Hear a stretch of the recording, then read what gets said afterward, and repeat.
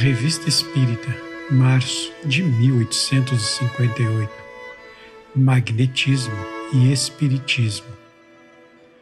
Quando apareceram os primeiros fenômenos espíritas, algumas pessoas pensaram que essa descoberta, se é que se pode usar esta palavra, iria desferir um golpe de morte no magnetismo e que aconteceria como ocorre nas invenções. A mais aperfeiçoada determina o esquecimento de sua predecessora. Tal erro não tardou a se dissipar e prontamente se reconheceu o parentesco próximo das duas ciências. Com efeito, baseando-se ambas na existência e na manifestação da alma, longe de se combaterem, podem e devem prestar-se mútuo apoio, pois elas se completam e se explicam mutuamente. Entretanto, seus respectivos adeptos discordam em alguns pontos. Certos magnetistas ainda não admitem a existência, ou pelo menos a manifestação dos espíritos. Eles pensam que podem tudo explicar só pela ação do fluido magnético, opinião que nos limitamos a constatar, reservando-nos para discuti-la mais tarde. Nós mesmos a partilhávamos a princípio, mas como tantos outros, tivemos que nos render à evidência dos fatos. Ao contrário, os adeptos do Espiritismo são todos concordes com o magnetismo. Todos admitem sua ação e reconhecem nos fenômenos sonambúlicos uma manifestação da alma. Esta oposição, aliás, se enfraquece dia a dia, e é fácil prever que não está longe o dia em que cessará qualquer distinção. Tal divergência de opiniões nada tem de surpreendente. No começo de uma ciência ainda tão nova, é muito fácil que cada um, olhando as coisas do seu ponto de vista, dela forme uma ideia diferente. As ciências mais positivas tiveram sempre e têm ainda suas escolas que sustentam ardorosamente teorias contrárias.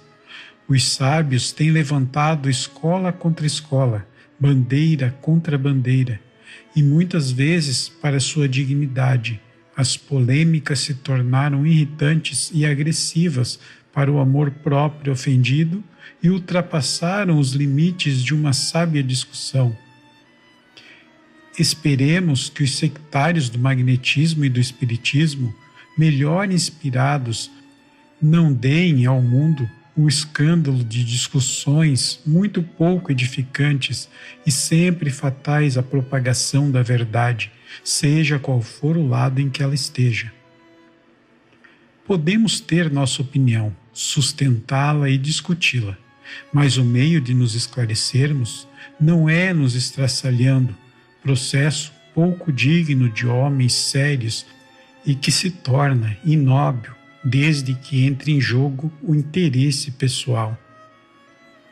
O magnetismo preparou o caminho do espiritismo, e os rápidos progressos desta última doutrina são incontestavelmente devidos à vulgarização das ideias sobre a primeira.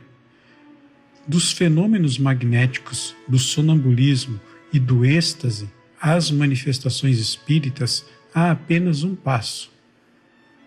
Sua conexão é tal que, por assim dizer, é impossível falar de um sem falar do outro. Se tivermos que ficar fora da ciência do magnetismo, nosso quadro ficará incompleto e poderemos ser comparados a um professor de física que se abstivesse de falar da luz.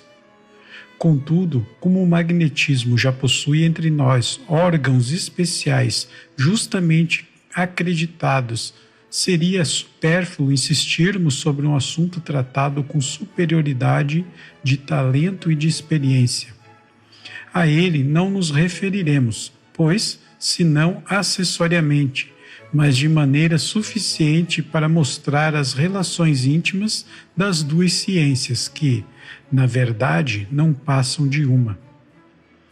Devíamos aos nossos leitores esta profissão de fé, que terminamos com uma justa homenagem aos homens de convicção que, enfrentando o ridículo, o sarcasmo e os dissabores dedicaram-se corajosamente à defesa de uma causa tão humanitária.